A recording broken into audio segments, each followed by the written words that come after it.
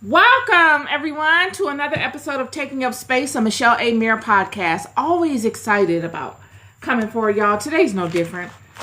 Today's podcast is going to be a precursor to our conversation tomorrow in our Bible study. I know we are trending towards, within the book of the Bible, towards the story of David.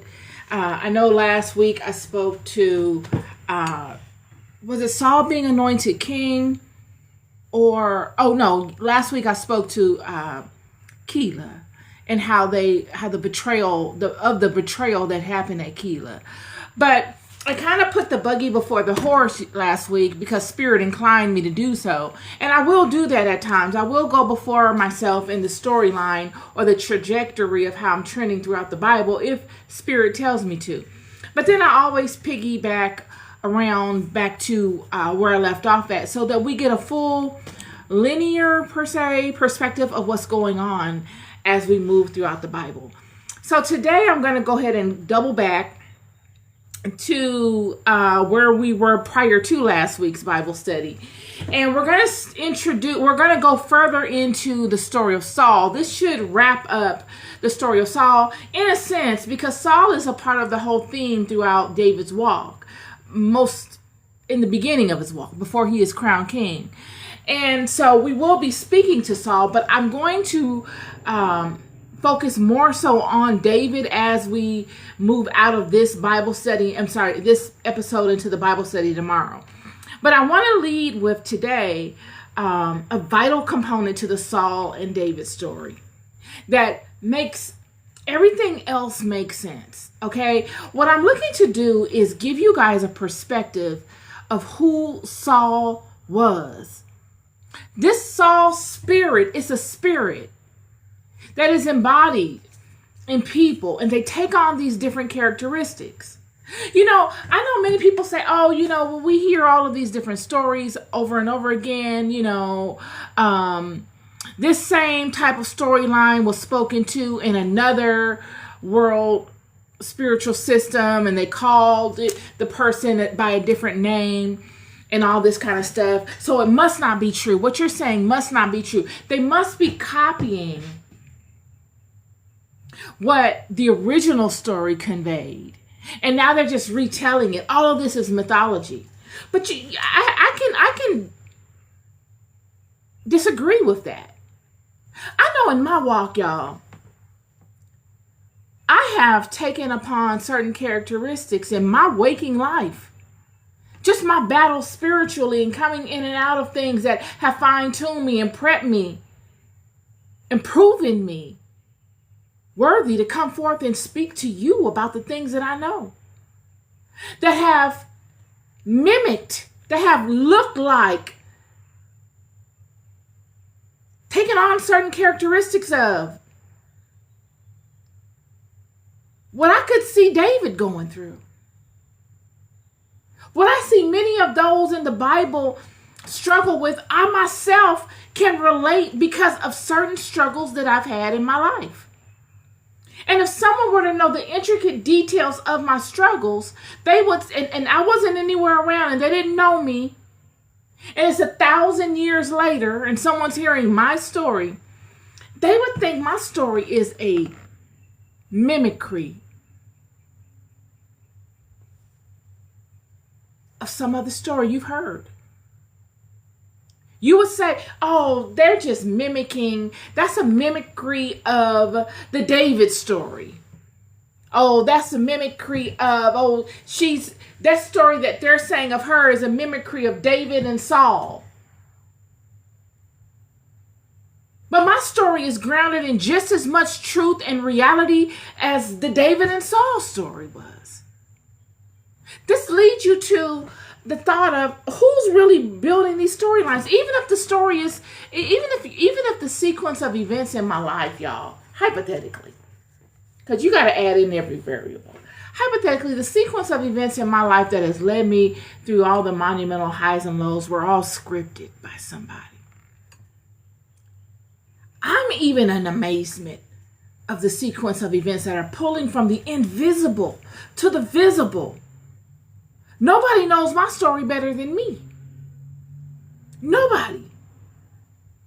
There's no way a human being could script such a monumental thing. They would not be able to forecast out all the variables that I will pull from and act out in the maze that I've been in of my storyline or yours. There's not one of us, friend, wise enough. So who's doing what? These are really vital questions that we've got to really face. And in facing them, we get a bird's eye view of what we're dealing with. This story of Saul is a fundamental story of a spirit. It's a spirit that inhabits people when they reach a certain level of status. It's one of many. You got the spirit of Ahab. You got the spirit of Jezebel. You got the spirit of David. You got the spirit of Abraham. You got all of these very spirits of people that have ascended to heights. Moses, Solomon, Hezekiah. Depending upon the dynamic at play that they're presented with, the stimulus. These are the spirits that ride a person. There's many more that ride people when they ascend to certain levels of power, of certain levels of having the ability to inflict change in the world. Keep that in mind. So we've gone into the story of Saul, how he was anointed king. We know he comes from nothing. We know he's just a regular guy like everybody else. In fact, he himself says he's less than everybody. His father's house is the least. 1 Samuel chapter 9, verse 21. And Saul answered and said, am not I a Benjamite of the smallest of the tribes of Israel, and my family the least of all the families of the tribe of Benjamin? Wherefore then speakest thou so to me? Why are you speaking these words to me? Saul has said out of his own mouth, he comes from nothing, friend. Nothing. This is kind of like poverty. The lowest level of poverty. He's already from a small tribe of non-successful people. I mean, there's levels of success in the tribe, but compared to the other 11 tribes, they're really the least successful. So they're an impoverished tribe as a collective. And his family is the least of the impoverished tribe. So think of it like this. He comes from the ghetto.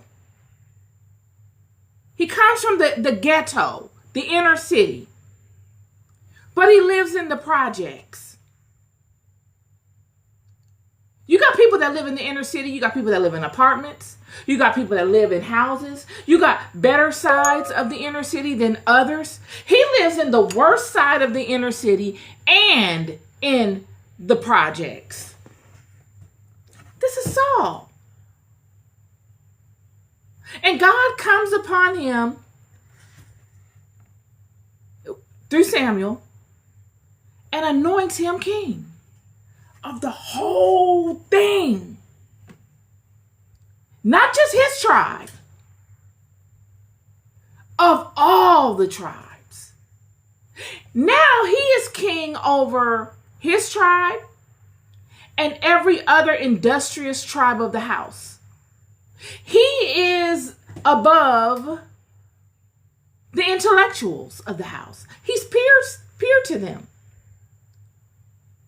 A guy from nothing that's never even had a conversation with these types of people.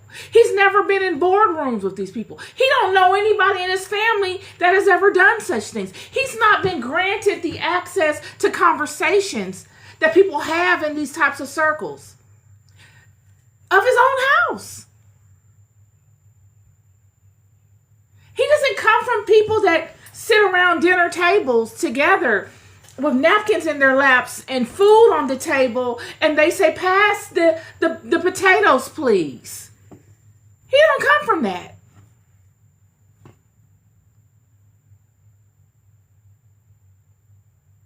And now he's head of that. I need you to feel this. And because there's such a strong divide, he's faking it. He can't organically generate it. He can get as much counselors as he wants, but until he can really own it and walk it for an extended amount of time, he's got to fake it. And he does. Samuel, he has one success, and then he's anointed king. One success, and then he's anointed king.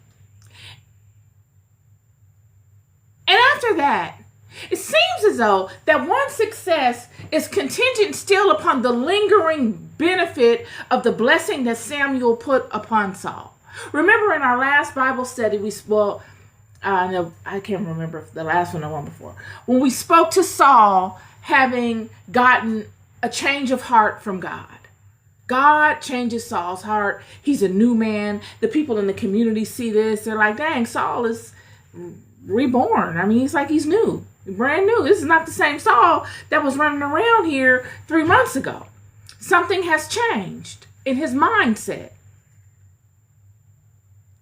So this success that Saul experienced could have been because it's still the lingering blessing of the change of heart that God gave Saul. Favor, blessings, goodness. Yet the Bible says 1 year, Saul reigned 1 year in chapter 13. And when he had reigned 2 years over Israel, Saul chose him 3,000 men of Israel, wherefore 2,000 were with Saul in Michmash and in Mount Bethel, and 1,000 were with Jonathan in Gibeah of Benjamin. And the rest of the people he sent every man to his tent. So not even 2 full years later, after being anointed king, Saul is confronted with a command. He's sent off to do the will of God by way of leading these people. His first endeavor as king. And the Bible speaks to this in chapter 13, verse 3. And Jonathan smote the garrison of the Philistines that was in Geba, and the Philistines heard it. And Saul blew the trumpet throughout all the land, saying, let the Hebrews hear. And all Israel heard say that Saul had smitten the garrison of the Philistines. Now remember, Saul didn't smite anybody. Jonathan did it. His son. But, okay, Saul is king, so he's taking that win. And that Israel also had an abomination with the Philistines. And the people were called together after Saul to Gilgal. And the Philistines gathered themselves together to fight with Israel, 30,000 chariots and 6,000 horsemen. And the people, as the sand which is on the seashore in multitude. And they came up and pitched in Michmash eastward from Beth-haven. When the men of Israel saw that they were in a strait, for the people were distressed, then the people hid themselves in caves and in thickets and in rocks and in high places and in pits. Shameful. No leadership. What we're hearing here, first off, is this is Saul's first endeavor as king. This is the first activity that he will lead as a king without Samuel or anybody really hand walking him through. He's going off of instinct and what he would do as a man in this situation. And his son Jonathan first leads a success, a win. Yet Saul takes it as his win, which, some people could say he should have done that. He's the king.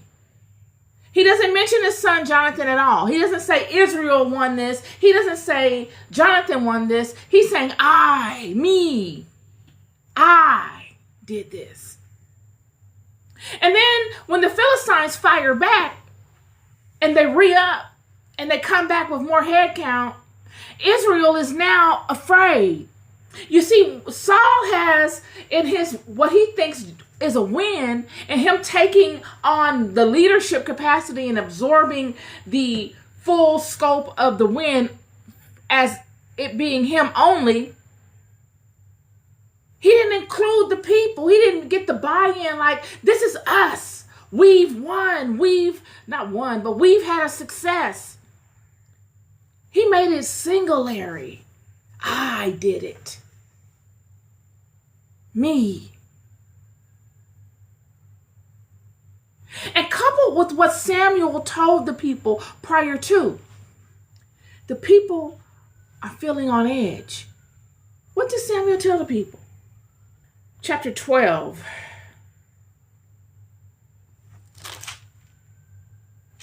Verse 17. Is it not wheat harvest today?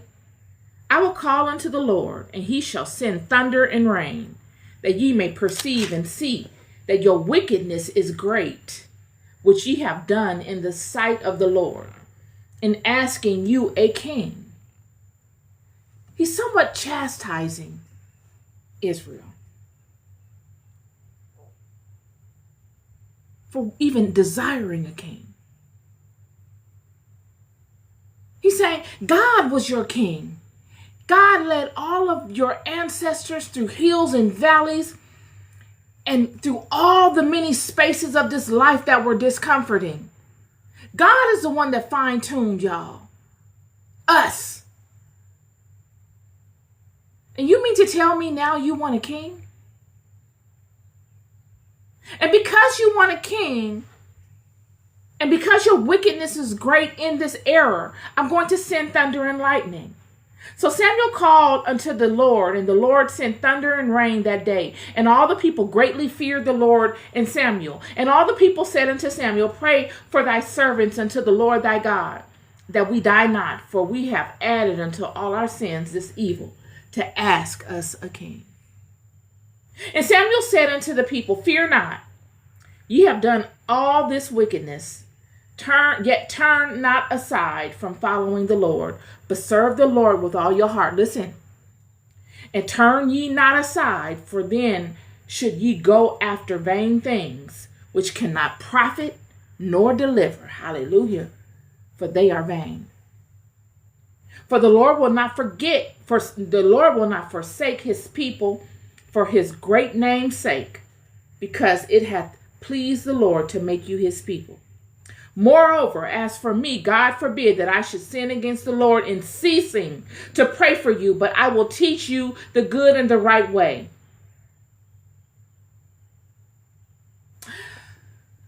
Fast forward. But if ye shall still do wickedly, ye shall be consumed, both you and your king. Having said that, we're introduced into this segment of events that I'm explaining to you now. So Saul, not even 2 years into his seat, has his first directive. And Jonathan has a monumental win. Yet Saul absorbs it as him. And Saul blew the trumpet throughout all the land, saying, let the Hebrews hear. And all Israel heard say that Saul has smitten a garrison of the Philistines.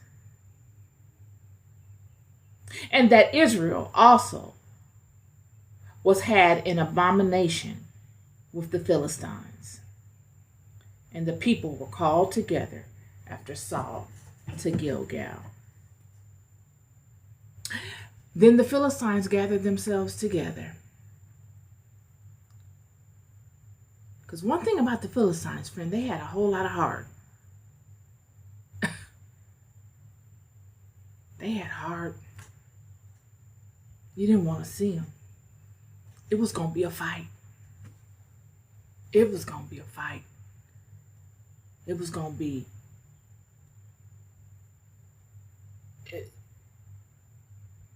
It was going to be a fight. Because of this, Israel is distressed. They don't know. They feel, first of all, they feel like they shouldn't have asked for a king, on one hand. And on the second hand, the king that they have has gone completely for self.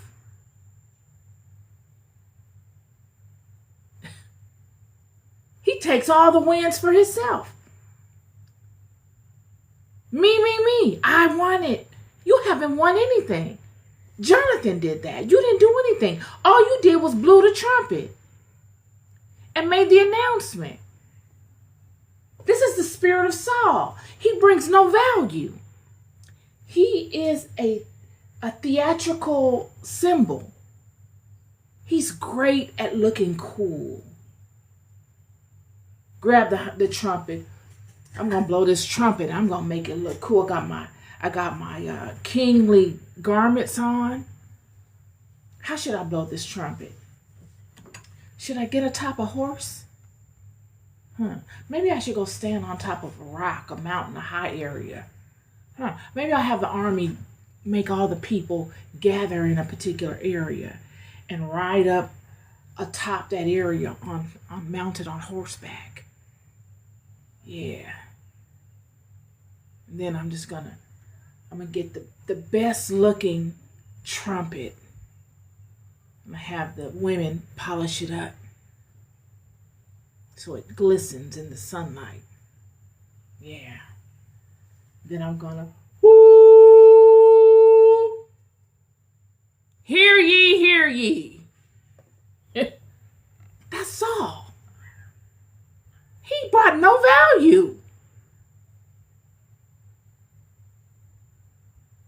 But that's not the point. All these little things you need to pay attention to because they lead to a crescendo. The people are scattered. They feel insecure. They feel vulnerable because they see that there's no substance. It's all fashion. And they feel like there's a huge divide between them and Saul. Saul is regal. The people are regular. And the wins that they experience, the people don't feel like it's a family affair. They don't feel like they're part of it. They feel like the wins they experience, Saul is absorbing as if they're Saul's wins.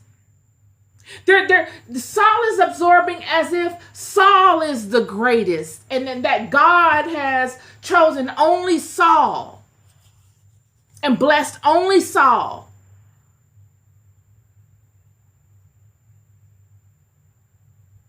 They feel vulnerable. There's no mighty man amongst them that's on the ground fighting with them and saying, we need to do this, we need to do that. We're going to go do this, we're going to go do that. And then he's right there with them getting it done. Saul has not proven himself at all.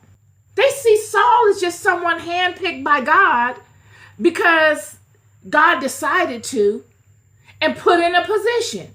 He has no resume. This is at a time when word of mouth was everything. You don't think these people knew Saul's history? They knew Saul, friend. They knew what environment he's from. They knew his mother. They knew who his mother was when she was a kid. They knew his grandmother, who his grandmother was when she was a kid. They knew his father and who his father was when he was a kid and his father's father. They knew everything about Saul. And they're looking at it like, okay, Saul is nothing. There were many of us amongst the nation that God could have chosen for this same job. But he chose Saul. And in their bewilderment, trying to figure out why would God choose Saul over them or anyone else,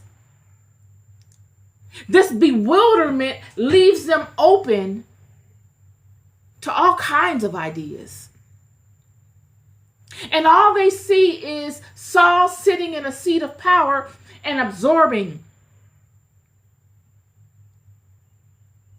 All he's doing is shining. Nobody else is shining. Jonathan, Saul's son, has done a monumental thing, yet he doesn't make any mention of it. Nobody would know that. He absorbs the win as if it's only his win. Nobody shines. Only person shines is Saul, and it ostracizes everyone else. This was his leadership. Surely there were men amongst him that were in prominent positions, but they were only there because he selected them for whatever purposes he chose, and they were all selfish purposes. They were not for the goodness of the collective. They were so that he could feel protected. We will see this. As the scripture goes on further, the people are afraid. And instead of Saul coming and looking to find why they're afraid or to dispel the fear, he goes and he makes a vital mistake. Verse 7, and some of the Hebrews went over Jordan to the land of Gad and Gilead. As for Saul, he was yet in Gilgal, and the people followed him trembling. Friend, come on now, friend.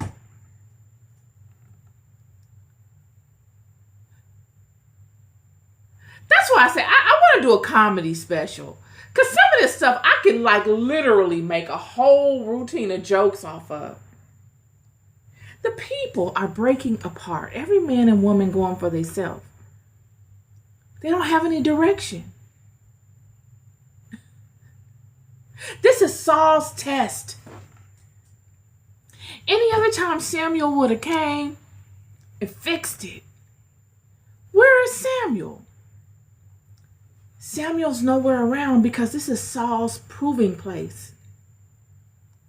This is that proving place that every man and every woman must experience.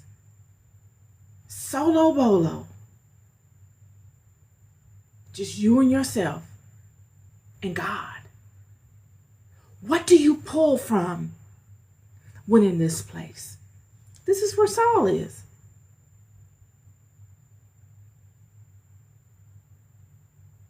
And those people that follow Saul are following him blindly. How do you know? The Bible said that all the people that followed Saul were trembling. That tells me that there were no mighty men following Saul. All the intellectuals, all the leaders of the house, all of those that had levels of authority and distinguishment, the righteous families, the strong-minded people, the people with proper upbringings that come from good families, they didn't follow Saul. It was the people that needed guidance that didn't have that. And they're following Saul like they're beggars. Scared, shaking in their boots. Because they feel like they don't fit in anywhere else. The voiceless.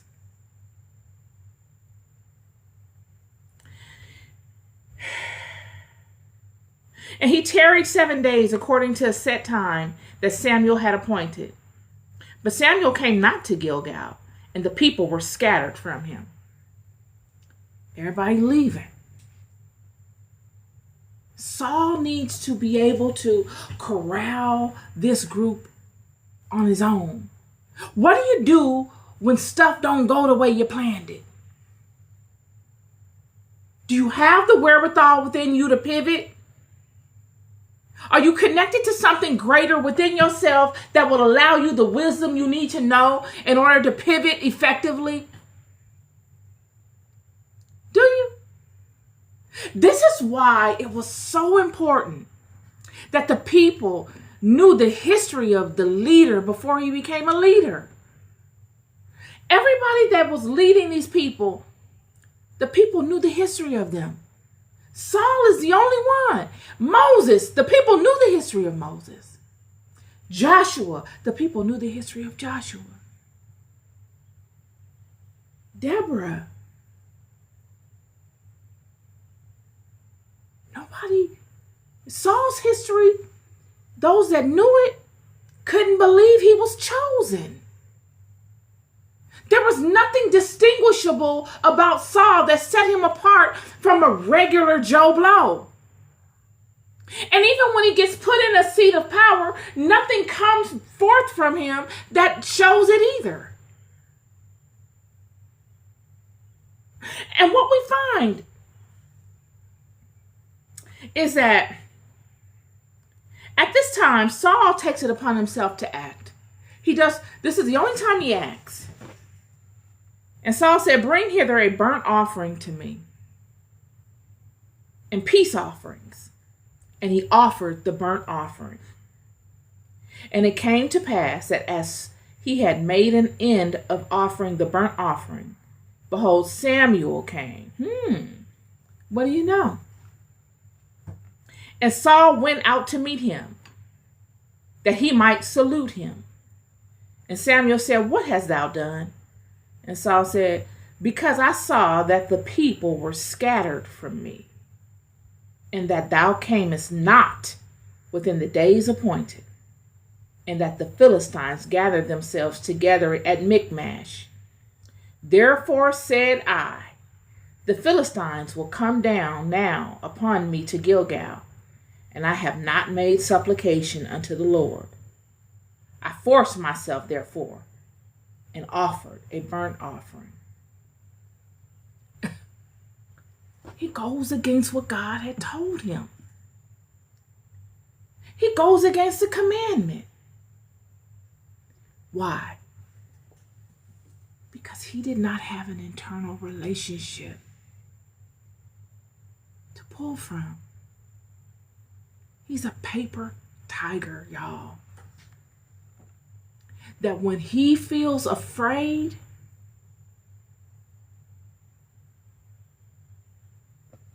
he's going to grab whatever he can. He says it. He saw that the people scattered from him. He knows he's the leader. He sees that the people are seeing that he's not a strong leader. The pageantry and all of the regality and all the drama and the theatrics are not working. This is show and tell. He can't because he doesn't have it. So in order to manufacture it, he decides to go against the commandment. He's looking to reinvent it.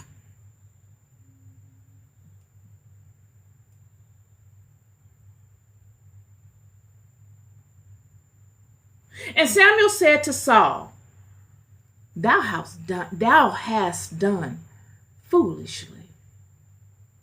Thou hast not kept the commandment of the Lord thy God, which he commanded thee. For now would the Lord have established thy kingdom upon Israel forever.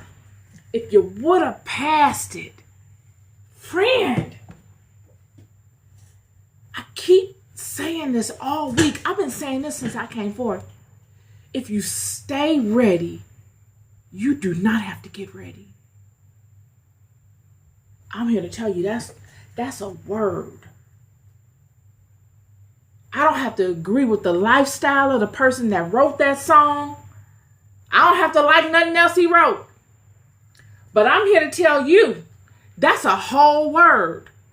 If you stay ready, you do not have to get ready. This is a prime example of it. Saul wasn't ready. He looked the part. He acted the part, but he had no substance to really be it. Israel wanted a king because Israel comes, you got to understand the history. Israel has come in and out of a long journey with God. We all know. From Abram up until now. It's been trial and error. It's been punishment. It's been sights and wonders. It's been fear. It's been smoke and fire. It's been high highs. It's been low lows. It's been boot camp for these people. And throughout all their journeys, they see the luxuries of all of these Gentile nations. When you look at movies like 300, and you see, or I forgot the guy's name that comes in on the horse, and he's the Persian ruler. He's got the earring in the nose, and he's sitting on top of this horse. He has all these jewels, and he's looking all comfortable, and he has all these fruits, and people serving him. This is kind of conducive to what the kings were like in the Gentile nations at this time. Vast levels of comfort, vast levels of regality, all sorts of riches and goodness and creations, all at their hand. And Israel is saying, dang, we've been coming in out of a whole lot of stuff with this God. But we don't have that. We are chastised day and night. This God runs a tight ship. We want some of that. We want a representative to come before us and represent us like that. That's what they want. And God tells him, I was your king. Everything you needed, you could find through me. You're going to come to find out, because I'm going to give you a king. But you're going to come to find out that that ain't worth nothing, friend. And that everything you really needed, you had all along in me.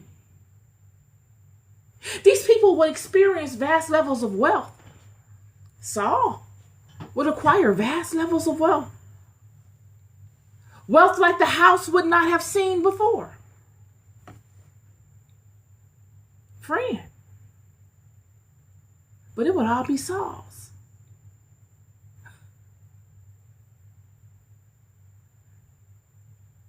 You're going to have excellence in this king.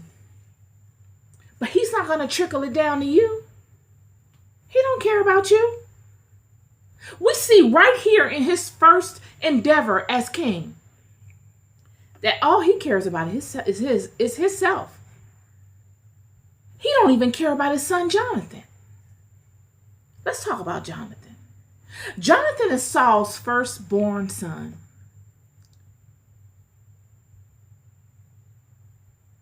Crown prince. Jonathan is crown prince. That's Saul's heir to his throne. Jonathan does a monumental thing.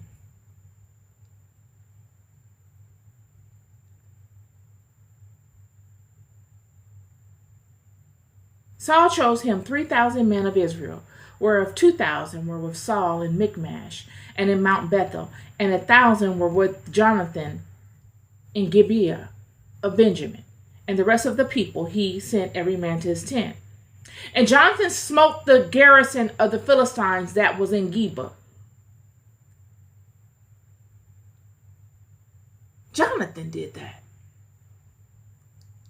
Saul had 2,000 men. Jonathan has one. And Jonathan gets more accomplished. Yet Saul blows the horn and proclaims the win for himself. What we will find in later chapters is in 1 Samuel chapter 20, verse 32, and Jonathan answered him, wherefore shall he be slain, and what hath he done? Saul has it out for David at this point. And Saul has said, you know, this David got to go. And Jonathan says, why? He just asked him, why do you want to do that?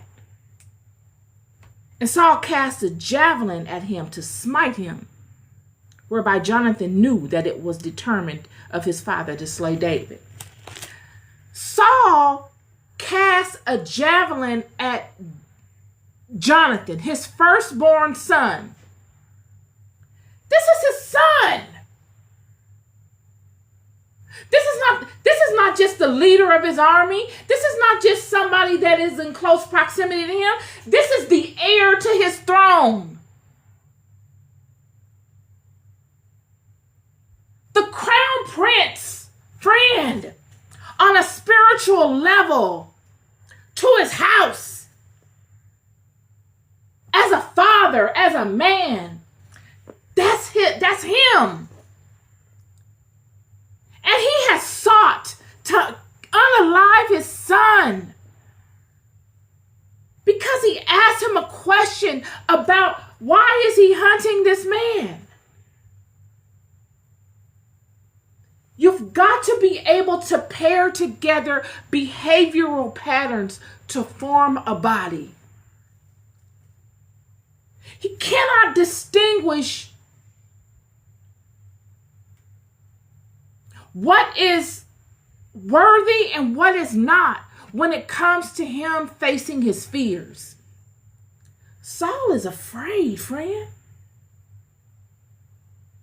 Fear leads Saul. Fear leads Saul, and it makes him look courageous. Because fear drives Saul in directions that are extremes. Because he's afraid it'll be him. He's running from the things coming upon him that he does to other people. And because he doesn't ever want it to be him, he continuously does things to other people to prevent it from coming upon him. Because it is the biggest fear of his life. That he himself must receive and stand within all that he has done to other people. He'll throw anybody under the bus just so that it's not him. Just so that he doesn't ever get thrown under the bus. Friend.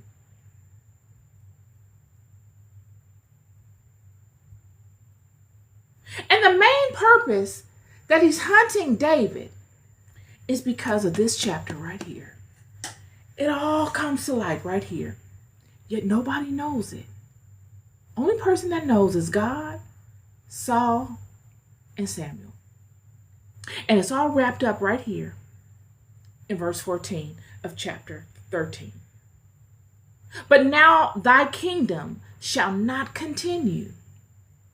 The Lord hath sought him, a man after his own heart. And the Lord hath commanded him to be captain over his people, because thou hast not kept that which the Lord commanded thee.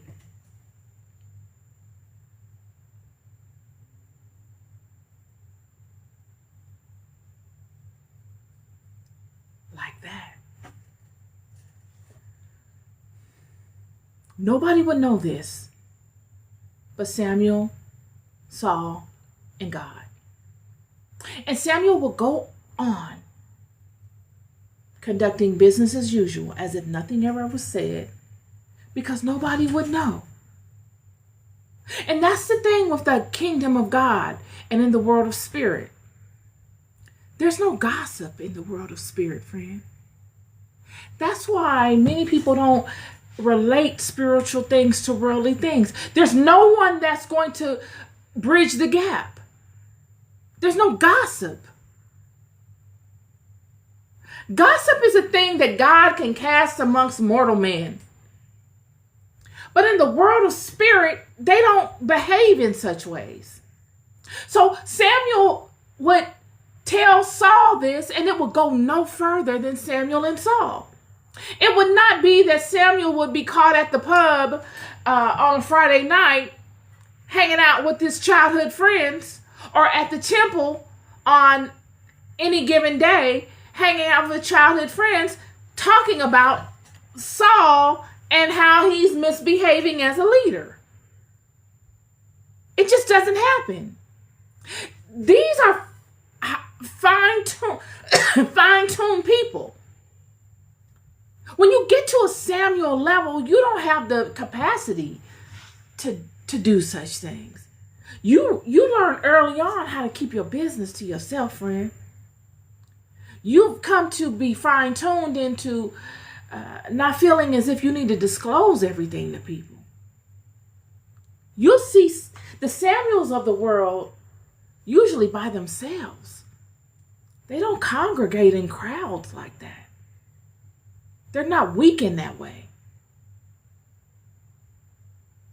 And that would be a blessing to Saul, in a sense, because nobody would know, and it would allow him the opportunity to show his true hand against God's anointed. Because God said, the Lord hath sought him a man after his own heart. And the Lord hath commanded him to be captain over his people. So when he comes into the presence of David, he soon finds out that this is that person. And this will be his error. Because he knew that David was the man that Samuel spoke to that was after God's own heart. He knew David was anointed. And he knew David was to be crowned captain over God's people. And he sought him anyway. And this will be the gravest mistake of Saul's life. And it will lead Saul on a journey that would allow all of his fears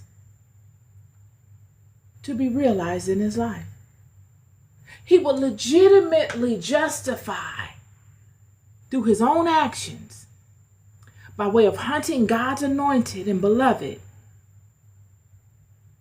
for no reason outside of the realization of his own fears being made manifest in his life.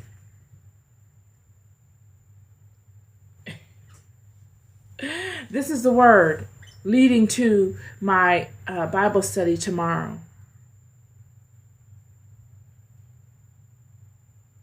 This is the reason for the Saul and David saga. He didn't have any regard for anybody, not even his own children.